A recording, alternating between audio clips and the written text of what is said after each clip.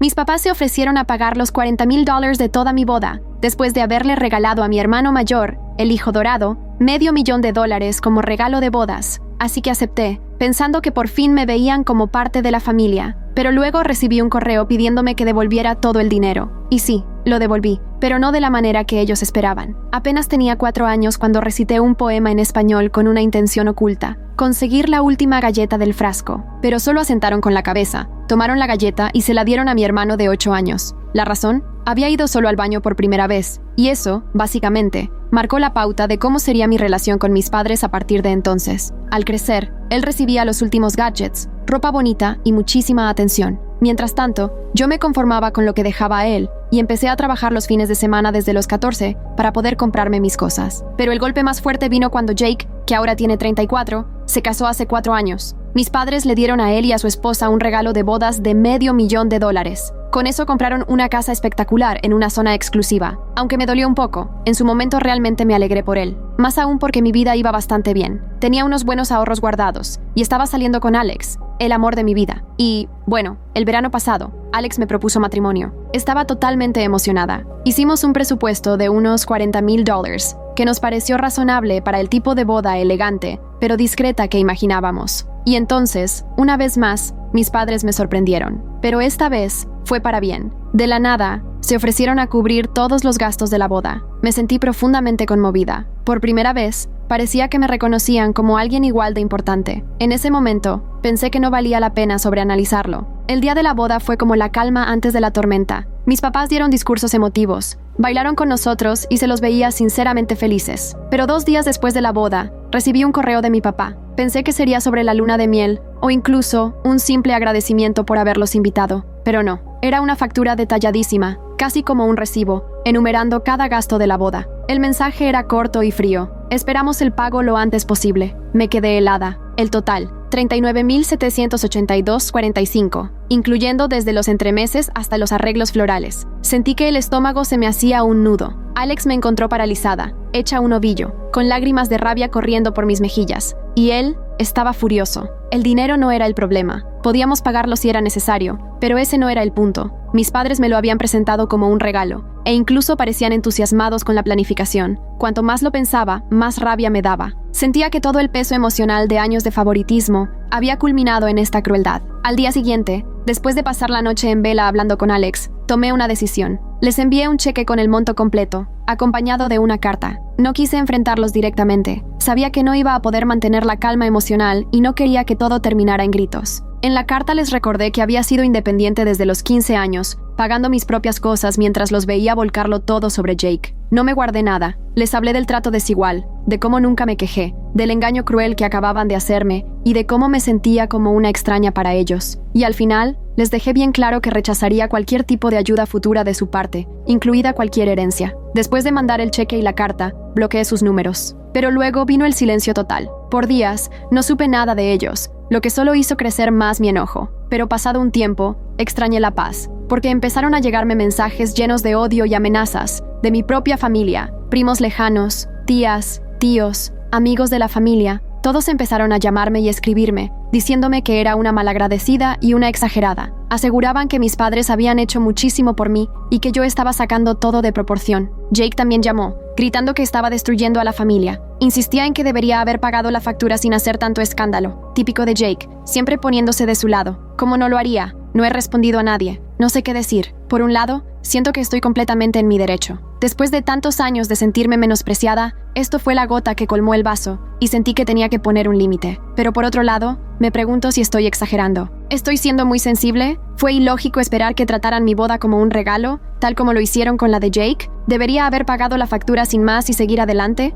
La familia de Alex ha sido increíblemente comprensiva durante todo este caos. Sus papás quedaron horrorizados al enterarse de lo que hicieron los míos y nos llaman todos los días para ver cómo estamos. Pero los mensajes constantes de mi familia me están afectando. Ya no sé si hice lo correcto. ¿Manejé mal la situación? ¿Debí haber intentado hablar con mis padres antes de cortar el contacto? ¿O hice bien en marcar un límite después de tantos años sintiéndome menos valorada que Jake? Estoy realmente confundida y no sé si de verdad estoy equivocada. Una parte de mí cree que tenía todo el derecho de estar molesta y defenderme, pero otra parte se pregunta si acabo de provocar una ruptura familiar que no se puede arreglar. Tal vez debería haber manejado esto de otra forma. ¿Qué opinan? Desde que publiqué esto, todo ha empeorado. Jamás imaginé que mandar ese cheque y esa carta desataría semejante caos. Pero aquí estamos. Ayer por la mañana recibí un correo de mi mamá. Se coló porque lo envió desde el email de su trabajo, que aún no había bloqueado. Su mensaje era larguísimo y lleno de superioridad moral. Afirmaba que la factura no debía tomarse en serio. Según ella, nunca tuvieron la intención de cobrar el cheque. Todo supuestamente era una lección de vida sobre la responsabilidad financiera. Al parecer, querían ponerme a prueba, y cuando vieran que había aprendido la lección, pensaban romper el cheque y darme una sorpresa, un regalo de bodas de $120,000. No podía creer lo que estaba leyendo. ¿Una lección de vida? ¿Qué clase de padres engañan así a su hija adulta? Después de leer eso, me quedó clarísimo que esto no tenía nada que ver con el amor ni la equidad. Era una cuestión de control. Querían ver si yo obedecería ciegamente o si me plantaría, y la verdad, fue algo manipulador y cruel. Sin dudarlo, deposité el cheque desde el celular. Ni de broma iba a dejar que lo rompieran después de esta supuesta lección. Quería que lo cobraran, para que sintieran el peso de lo que hicieron. En respuesta al correo de mi madre, le mandé una contestación breve. Gracias por confirmar que esto fue, efectivamente, una prueba deliberada y no un malentendido. Después de eso, también bloqueé el correo de trabajo de mi mamá. Me imaginé que intentarían contactarme por otros medios, pero no tenía el más mínimo interés en seguir con esos jueguitos, ni en recibir más lecciones de vida. Esa misma noche, la cosa se salió aún más de control. Jake apareció en mi departamento sin avisar. Golpeaba la puerta con fuerza, gritando mi nombre. Al principio no respondí, con la esperanza de que se cansara y se fuera, pero no fue así. Al contrario, empezó a gritar del otro lado de la puerta, diciendo que yo estaba actuando como una niña y haciendo un drama por nada. Insistía en que nuestros padres solo intentaban enseñarme responsabilidad porque estaban preocupados por mis hábitos de gasto. Ese comentario, y viniendo justo de Jake, me hizo hervir la sangre. Estamos hablando del mismo tipo que nunca pagó ni su propio celular, que jamás trabajó sin ayuda de nuestros papás, y aún así tenía el descaro de darme una charla sobre responsabilidad financiera. Mientras él seguía despotricando, yo grababa todo en silencio con el celular. No sabía cómo iba a terminar la situación, así que preferí tener pruebas por si las cosas se ponían feas. Jake hablaba sin parar sobre cómo yo estaba destruyendo a la familia por una tontería, que debía disculparme con nuestros padres y seguir adelante. Decía que nunca quisieron lastimarme, que siempre hicieron lo mejor para los dos. Y seguía repitiendo que estaba exagerando todo y que la culpa era solo mía. Yo no abrí la boca, ni abrí la puerta. Simplemente me quedé ahí sentada, escuchando, ardiendo por dentro. Finalmente, después de lo que pareció una eternidad, se fue. Pero no sin antes llamarme egoísta y acusarme de querer romper la familia por dinero. Después que se fue, me quedé en silencio, completamente abrumada. La explosión de Jake solo confirmó lo que siempre supe. Él siempre iba a estar de su lado, sin importar lo injusto o hiriente que fueran sus actos. Esa noche, me empezaron a llegar más mensajes de otros familiares. Aparentemente, Jake fue directo con mis papás después de no lograr hablar conmigo, y ahora estaban reclutando a todo el mundo en mi contra. Mi celular no paraba de sonar con mensajes de tías, tíos y hasta amigos de la familia. La mayoría decían lo mismo, que era una malagradecida, que estaba haciendo un drama sin sentido y que debía disculparme por cómo los traté. Hubo un mensaje que me dolió más que los demás, de una tía con la que no hablaba hace años. Me dijo que yo debería agradecer tener padres que se preocupaban tanto como para darme esas lecciones y que debía sentirme afortunada de que gastaran algo en mi boda. Cerró diciendo que ya quisiera ella tener unos papás que quisieran involucrarse así en su vida. No podía creer lo rápido que todos se pusieron en mi contra. Era como si todos decidieran que mis papás tenían razón solo porque tenían el dinero y el poder. Nadie se interesaba por la manipulación emocional o los años de favoritismo que me habían traído hasta este punto. Solo veían que yo estaba rechazando su supuesta generosidad y con eso les bastaba para señalarme. En ese punto, Alex ya estaba muy preocupado por cómo todo esto me estaba afectando. Me preguntaba a cada rato si no quería tomarme un descanso de las redes sociales y apagar el celular un tiempo para tener algo de paz. Me recordaba que yo no estaba equivocada, que siempre fue evidente el favoritismo hacia Jake y que mis papás solían usar el dinero como forma de control con ambos. Lo que más frustración me daba era no poder obtener respuestas claras. Mis papás no se tomaron la molestia de explicarse, simplemente se aferraban a su versión, presentándose como padres incomprendidos que solo querían ayudar, y yo quedaba como la hija malcriada que exageraba todo. Empecé a preguntarme si tal vez debía haber manejado esto de otra manera, y si en lugar de enviar la carta y bloquearlos, hubiera intentado hablar bien con ellos. Pero por otro lado, ya sabía cómo terminaban siempre esas conversaciones. Ellos tergiversaban todo hasta que yo acababa pidiendo disculpas por sentirme herida. Era un ciclo del que venía escapando hace años, y no tenía la energía para repetirlo. Por ahora, estoy enfocada en la vida que Alex y yo estamos construyendo juntos. No podemos hacer mucho más que esperar que con el tiempo las cosas se calmen. Hola a todos. Antes que nada, quiero agradecerles por sus respuestas. Leer sus comentarios, consejos e historias personales me ayudó muchísimo a procesar todo esto. Ha sido una montaña rusa emocional y su apoyo significa más de lo que se imaginan. Aunque intenté mantenerme fuerte, las cosas dieron otro giro inesperado. Unos días después de la visita de Jake, recibí una llamada del hermano de mi papá, mi tío. No hablábamos desde hacía años, y sinceramente pensé que iba a decirme lo mismo que el resto, que arreglara las cosas con mis papás. Pero lo que me contó cambió por completo mi manera de ver todo. Me dijo que se había enterado por los chismes familiares, y sintió la necesidad de contactarme porque, aparentemente, esta no era la primera vez que pasaba algo así con ellos. Hace 20 años, ocurrió algo parecido entre él y mis abuelos paternos. Mi tío se negó a tolerar sus manipulaciones, y en represalia lo difamaron con el resto de la familia, acusándolo de ladrón y de ser un malagradecido, después de todo lo que supuestamente le habían dado. Me explicó que en ese momento, mi papá no lo apoyó. Al contrario, se puso del lado de sus padres, lo que provocó una ruptura entre los hermanos que nunca sanó del todo. Mi tío siempre se sintió abandonado por él, y le tomó años entender cómo funcionaba realmente su familia. Mientras me contaba su historia, sentía que hablaba de mi vida, solo que en otro contexto. Mis abuelos habían usado el dinero y la manipulación para controlar a mi tío, exactamente como mis padres intentaban hacer conmigo ahora. Y mientras él hablaba, todo empezó a encajar. Mis papás no estaban actuando fuera de lo común, solo estaban repitiendo patrones que ya existían desde mucho antes de que yo naciera. Aprendieron ese comportamiento de sus propios padres. Y mi papá, que en su momento permitió lo que le hicieron a su hermano, ahora estaba haciendo lo mismo conmigo. Mi tío me contó que su negativa a someterse a las exigencias de mis abuelos tuvo consecuencias graves. Después del conflicto, lo cortaron por completo, tanto económicamente como emocionalmente. Lo tacharon del árbol genealógico, y hasta el día de hoy hay parientes que todavía creen las mentiras que contaron sobre él. Todo era cuestión de control, me dijo. Y cuando ya no pudieron controlarlo, simplemente lo borraron de sus vidas. Su historia me dio escalofríos. Era un reflejo exacto de lo que yo estaba viviendo. Mis padres se habían enojado porque me negué a seguir su juego, y en vez de intentar entenderme,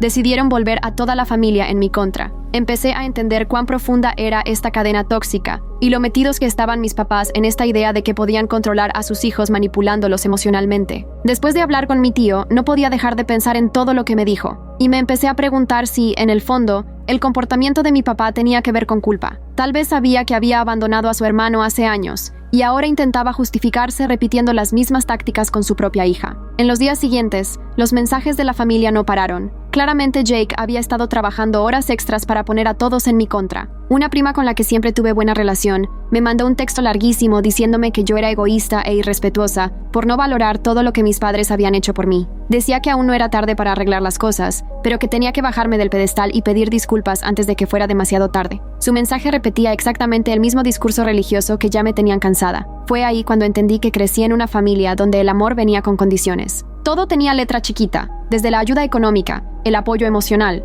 hasta cosas que deberían ser simples celebraciones, como una boda. Y ahora que me negué a seguir sus reglas, me estaban aislando, tal como le hicieron a mi tío. Alex fue mi ancla durante todo este caos. Después de la llamada de mi tío, tuvimos una conversación larga sobre nuestro futuro. Él me aseguró que, pasara lo que pasara, íbamos a salir adelante juntos. Me recordó que yo no le debía nada a nadie, ni a mis papás, ni a Jake, ni mucho menos a esos familiares que de repente se creían psicólogos de internet. Su apoyo incondicional fue simplemente invaluable. Aún así, yo seguía con sentimientos encontrados. Mis papás me habían hecho mucho daño emocional, y una parte de mí se seguía preguntando si no estaba equivocada. ¿Había alguna manera de arreglar las cosas sin tener que ceder mis límites? Me pasé horas dándole vueltas al asunto, tratando de decidir si era posible reconciliarme sin poner en riesgo mi salud mental. Entonces pasó algo inesperado. Recibí un mensaje de voz de mi papá, su primer contacto directo desde que le mandé la carta y el cheque. Su voz sonaba diferente. No se oía enojado ni autoritario, como me imaginaba. Sonaba cansado. Dijo que ya no quería seguir peleando y que estaba dispuesto a hablar, si yo quería.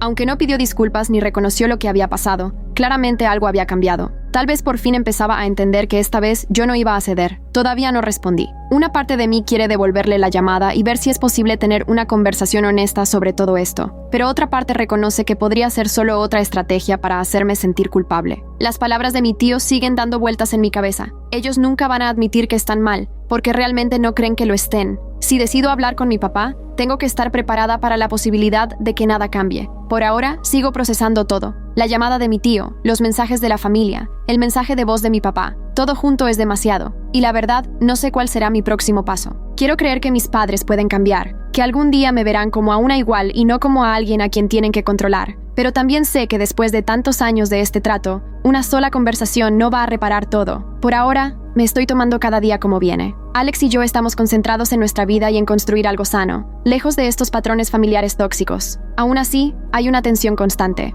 ¿Estoy haciendo lo correcto al mantenerme firme? ¿O estoy alejando a la única familia que tengo? Ojalá tuviera una respuesta clara, pero supongo que está bien no saberlo por ahora. Iré contando cómo avanza todo, pero por ahora, estoy haciendo lo mejor que puedo. Actualización 3. Hola a todos. Primero que nada, quiero agradecerles de corazón por todos sus comentarios. Su apoyo y sus palabras me han ayudado muchísimo a sobrellevar este desastre familiar. Cuando publiqué por primera vez, no tenía idea de hacia dónde iban las cosas ni qué quería hacer, pero después de leer sus mensajes y reflexionar bastante, llegué a varias conclusiones importantes. Algo que me impactó mucho fue que muchos de ustedes notaron cómo me estaba forzando a arreglar la relación con mis papás, intentando tapar los problemas y fingir que todo era normal. Pero la verdad es que finalmente acepté que está bien si las cosas no vuelven a la normalidad, porque siendo sincera, ni siquiera sé qué era lo normal. Mi relación con ellos siempre fue complicada y pasé años ignorando esa realidad. Hoy me doy cuenta de que es válido soltar la idea de que algún día todo va a ser como yo espero. Muchos también dijeron que quizás fui demasiado generosa al suponer que mi papá sentía culpa. Mirando en retrospectiva,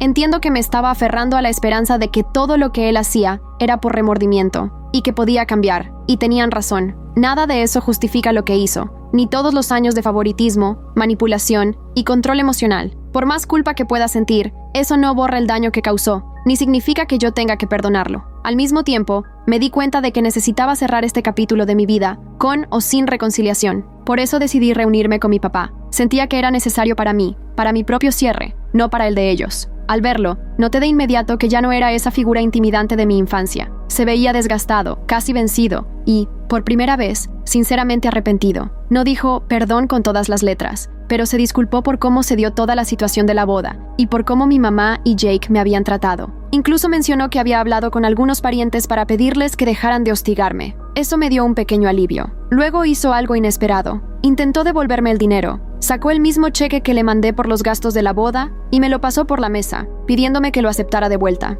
Dijo que él y mi mamá habían hablado y querían enmendar las cosas, pero esta vez yo estaba lista. Le dejé claro que no iba a aceptar el dinero. Le expliqué que esto no tenía que ver solo con plata, sino con todo lo que había pasado durante años, con el trato desigual, con la sensación constante de ser la segunda, con el peso emocional que eso me había dejado. Le dije que devolverme el cheque no solucionaba nada, que esto ya no era una simple transacción. Vi la frustración en su cara cuando me negué. Era evidente que no sabía qué más ofrecer. Para él, devolver el dinero era lo mismo que pedir perdón, pero no entendía que el daño venía de mucho antes. No podía comprender que no se trataba solo de números. Después de eso, se quedó callado varios minutos. Finalmente, dijo que no quería perderme. Reconoció que todo se les había ido de las manos y que no quería que la familia se rompiera. Aunque se veía sincero, me di cuenta de que yo no buscaba la reconciliación como él la imaginaba. No quería volver a la dinámica de siempre, como si todo pudiera arreglarse con una charla y una sonrisa. Necesitaba espacio, un verdadero respiro de esta relación tan tóxica que nos marcó por tanto tiempo. Así que le dije que necesitaba tiempo lejos de la familia, que si bien esta reunión era importante, no cambiaba mucho las cosas. Le expliqué que no estaba lista para perdonar ni para olvidar, que necesitaba sanar, pero a mi manera. Sorprendentemente, no discutió. Solo asintió y dijo que lo entendía. No intentó convencerme ni me acusó de exagerar, como tantas veces antes. En cierto modo, esa aceptación valió más que cualquier otra cosa. Al salir del encuentro, tenía sentimientos encontrados. No estaba enojada, pero tampoco me sentía aliviada. Había buscado un cierre, pero los cierres no siempre son limpios o redondos. No hubo reconciliación emocional, ni un momento mágico. Fue simplemente eso, un final. Dije lo que tenía que decir, y ahora me toca seguir adelante. Desde entonces, tomé medidas para proteger mi paz mental. Bloqueé a más familiares que seguían acosándome, y Alex y yo estamos enfocados en nuestra vida, sin dramas innecesarios. Tener ese espacio para respirar ha sido un alivio, aunque una parte de mí sigue con dudas. Sé que hice lo correcto al defenderme, pero eso no lo hace más fácil. A veces me pregunto si podría haber hecho algo distinto, si debería haberles dado otra oportunidad, pero luego recuerdo todos esos años sintiéndome invisible, y me repito que merezco algo mejor. Jake, como era de esperarse, no me ha contactado desde que hablé con mi papá. Sospecho que sigue molesto por todo lo que pasó, pero a esta altura, no me interesa arreglar las cosas con él. Ya dejó bien claro de qué lado está, y acepté que nuestra relación nunca será lo que podría haber sido. Y está bien. Soltar esa fantasía ha sido doloroso, pero también liberador. Con respecto a mi papá, el futuro es incierto. Se lo notaba genuinamente arrepentido, pero no sé si eso alcanza para reconstruir lo que se rompió. Por ahora, seguiré priorizándome a mí y a mi felicidad. Si hay algo que me dejó todo esto, es que tengo derecho a ponerme en primer lugar, por una vez en la vida. Y eso es justo lo que pienso hacer. Así están las cosas hasta ahora. No es el final feliz que soñaba, pero es el cierre que necesitaba. Y a veces, con eso basta. Gracias una vez más a todos los que estuvieron leyendo y apoyándome. De verdad, no tienen idea de cuánto lo valoro.